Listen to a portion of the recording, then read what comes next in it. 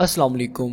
क्या आप जानते हैं कि ह्यूमंस में यूरिन क्यों और कैसे प्रोड्यूस होता है, और कैसे ह्यूमन किडनीज दिन में 40 मरतबा तक ब्लड की फिल्ट्रेशन यानी कि यूरिन की फॉर्मेशन करती हैं। यकीनन ह्यूमन बॉडी सेल्स में मुख्तलिफ पॉइजनस वेस्ट जैसा कि यूरिया वगैरह प्रोड्यूस होते हैं।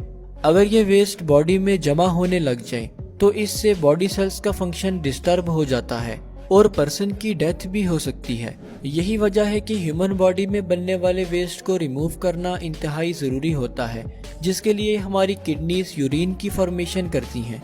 तो आइए जानते हैं कि ह्यूमंस में यूरिन फॉर्मेशन का प्रोसेस कैसे होता है। एक हेल्दी अडल्ट ह्यूमन अगर 2 लीटर तक फ्लूइड इनटेक करे तो इससे 800 मिलीलीटर से 2 लीटर तक यूरिन प्रोड्यूस हो सकता है। यूरिन फॉर्मेशन में हमारी किडनीज अहम रोल अदा करती हैं, क्योंकि किडनी सेल्स यानी कि नेफ्रॉन्स में ये नेचुरल एबिलिटी होती है कि वो ब्लड में से वेस्ट और एक्स्ट्रा वाटर को फिल्टर करके इनसे यूरिन प्रोड्यूस कर सकते हैं। नेफ्रॉन सेल्स यूरिन फॉर्मेशन का प्रोसेस 3 स्टेप्स में कंप्लीट करते हैं, जिनमें ग्लोमेरुलर फिल्ट्रेशन, ट्यूब्यूलर रीअब्जॉर्प्शन और ट्यूब्यूलर सिक्रीशन शामिल हैं।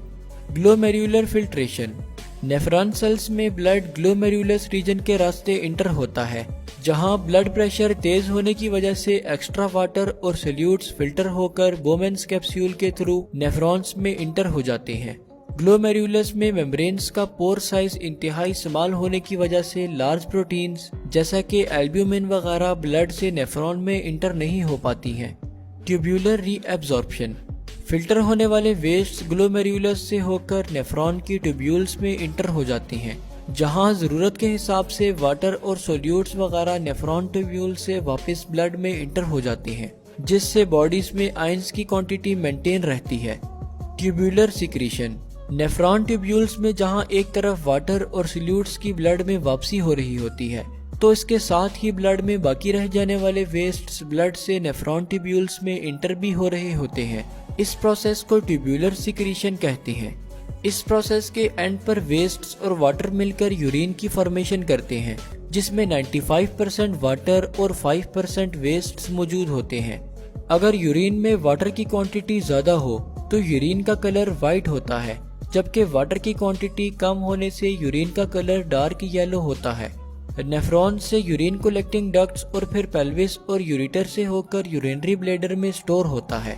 नॉर्मली ह्यूमंस में यूरिन को स्टोर करने के लिए यूरिनरी ब्लैडर की मैक्सिमम कैपेसिटी 500 मिलीलीटर होती है, और अगर ये वॉल्यूम एक्सीड करने लगे तो यूरिन को होल्ड करना मुश्किल हो जाता है, जिसके लिए फिर यूरिनेशन की जरूरत पड़ती है।